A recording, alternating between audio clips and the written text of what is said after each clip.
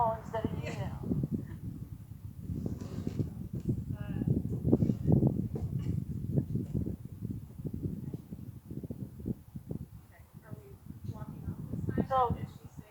So jump on, jump off if she stays, then jump on again, and then quietly ask her to move forward, so that way we don't, because sometimes we find that the noises that we make become more startling than they appreciate, so maybe just do it as a quieter encouragement, so it's maybe not as much of a smack of a kiss, and see if that is all she needs, because ideally when you get done and you have her doing everything you want her to do, it's just just put between the teeth. So this way, get her that low now, then she doesn't care for the louder, then go ahead and refine that now.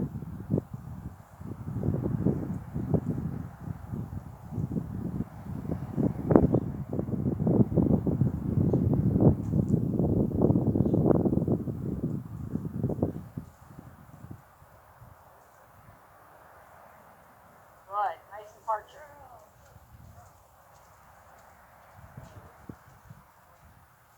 Real nice walk. She's not all tight and she's hollow.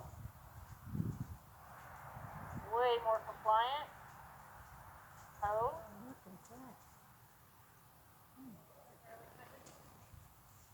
So we have more time, but I'm going to say you have your choice to practice that or end on that.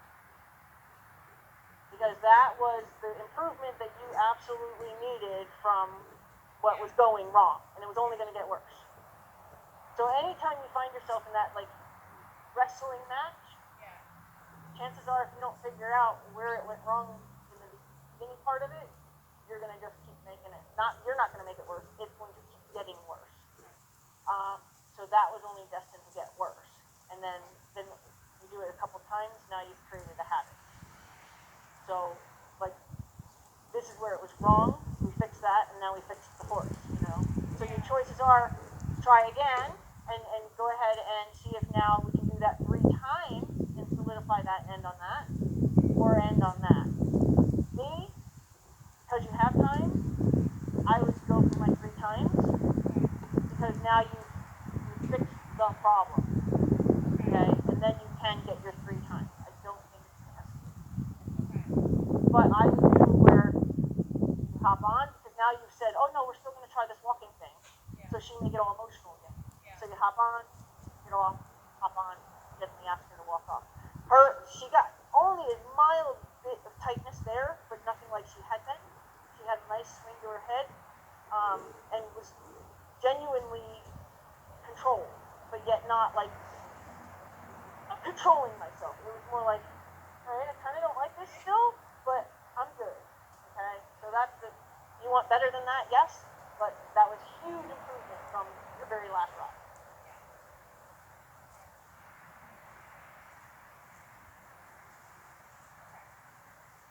But if you're uncomfortable, physically uncomfortable, then you can end on that, and that's a good place to soak too. No, it's fine. But if you can get 3, just like that, then that's a perfect place to end. This is a satisfactory place based on how much trouble you were starting to have. It was a huge flip of the switch.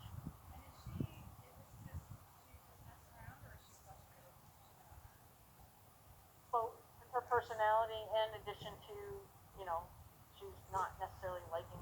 She's the kid in timeout stomping their feet.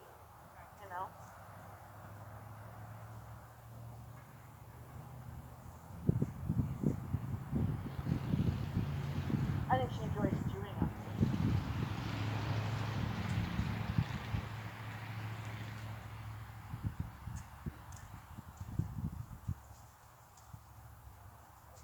Yeah, I saw that. That was snotty.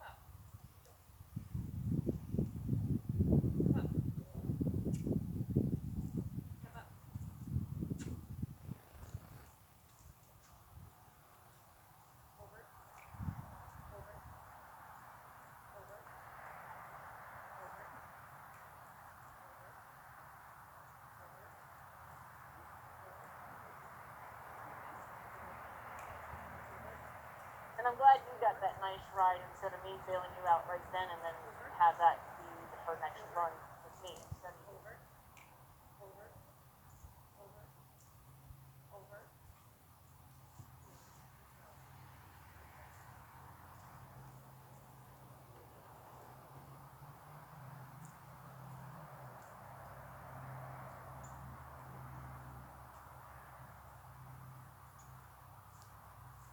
Those two still have.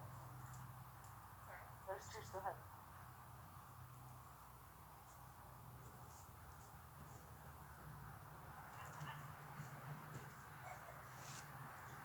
Yep. Yep.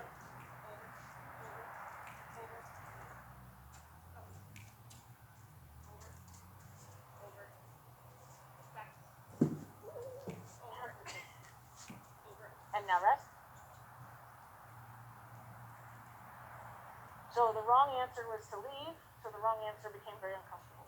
The right answer, as soon as she's where she should be, now her feet are kind of twisted, so I wouldn't doubt if she needed to straighten herself out kind of. Don't move her.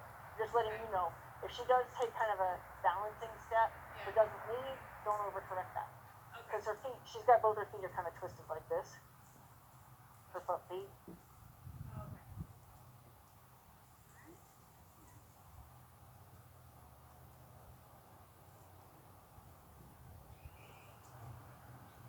Good.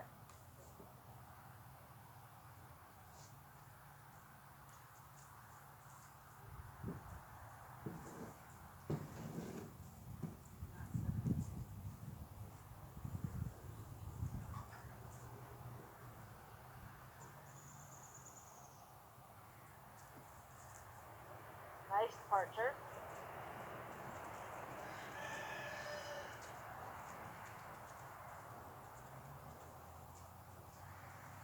Nice lower head. Nice stride. Yep, you ran her into it. That's good. You can call it. I can't see the barrel. I thought I saw that when I was seeing that.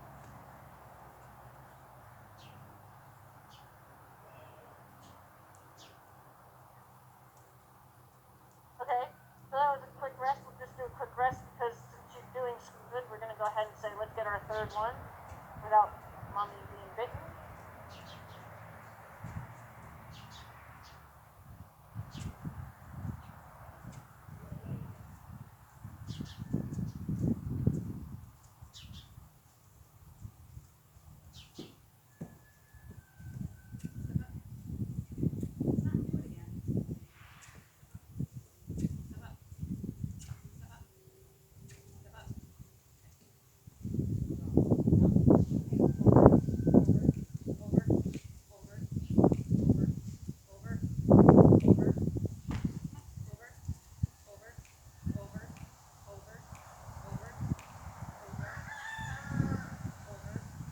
You did exactly what I was about to tell you to do. Support with that outside rein. Just make the passes. Yep. Good.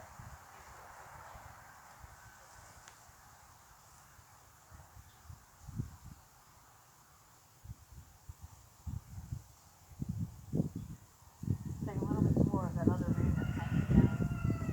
There you go.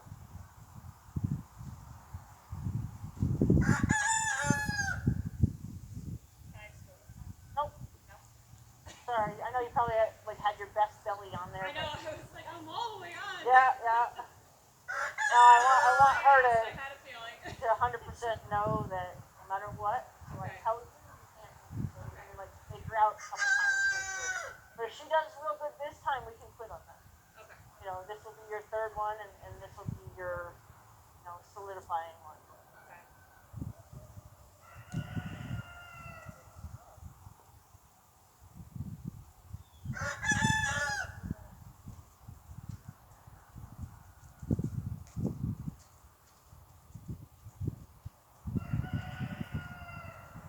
Just follow the rail for a little bit.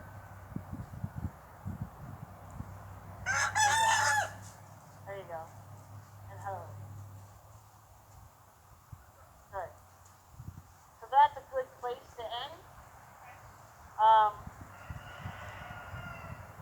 then that's kind of where you reach the decision to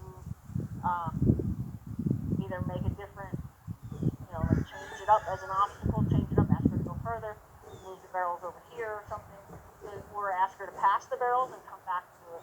So this is where how you're going to increase now is either increase the distance you travel or actually get on. Those are the two things that are going to make the progression now.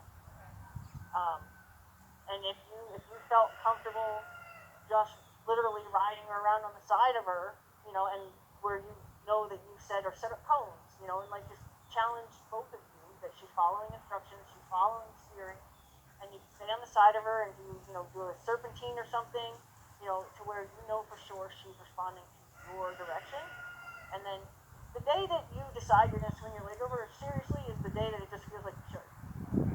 You're like when you chase up two mountain blocks and you just go, it's just gonna feel like that. Like some trainers will say, oh, you get on when you make that plan. I planned out, I'm gonna go get on the horse.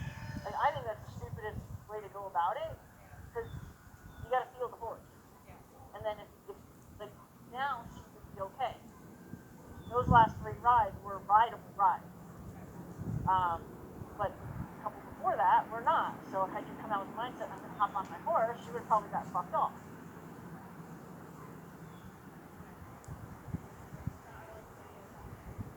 Yeah.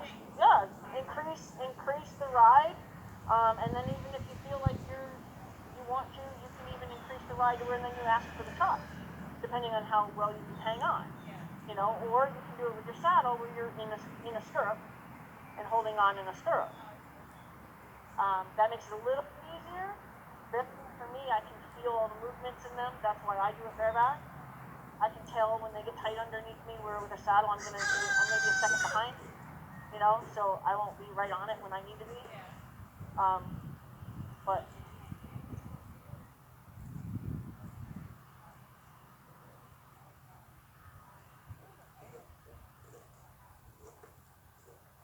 yeah, she trotted this morning. Yeah.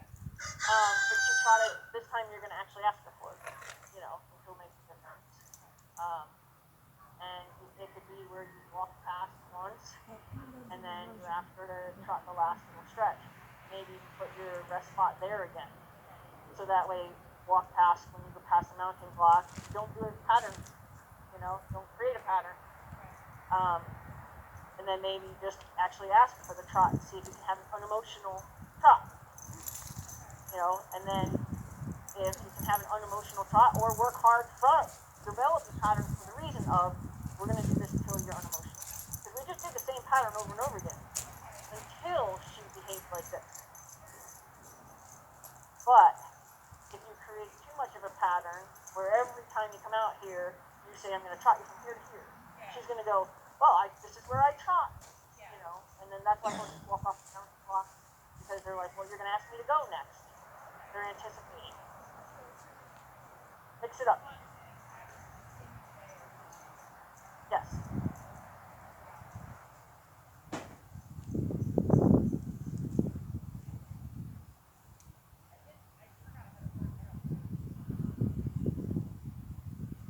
Yeah, or you can use your cones, and just set up kind of a goal. And then you can even set up multiple cones and then make the decision that, okay, at least this time I want to get around that one, and I don't care if we cut in on those. And then be like, okay, kind of like we chased yesterday. Say, okay, so I got around that cone. Maybe if I can get around that one, I'll be happy even if we cut that last one off. And then just keep building on your goals. And just keep creating goals as you go. Like, with Chase, where was our goal? Our goal was to go nice and slow down that hill, and then go nice and slow the other way down that hill. And those were our goals. Simple goals, but you walk away knowing that both of you connected to do it.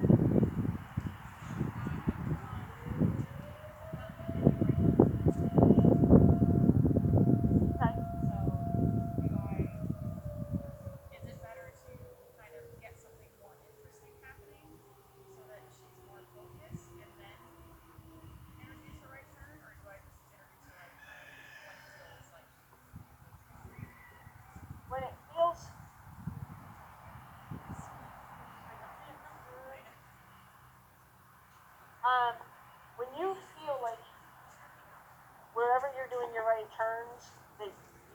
like if you had to, you could still spin her left to stop her. Yeah. Okay. Haven't felt that way yet. Yeah, so until you feel like you can, so that's where the serpentines will come in handy. Okay. Because this way, like say your serpentine's up here, so it's a right, it's a left, and then you can kind of get that feel for, okay, does she get more emotional when I'm asking her to go this way? Yet you're far enough off the rail that if you needed to, you could spin her right back. You know, just always make sure that whatever you're doing as you're introducing the right turns is that you have enough room to spin her left.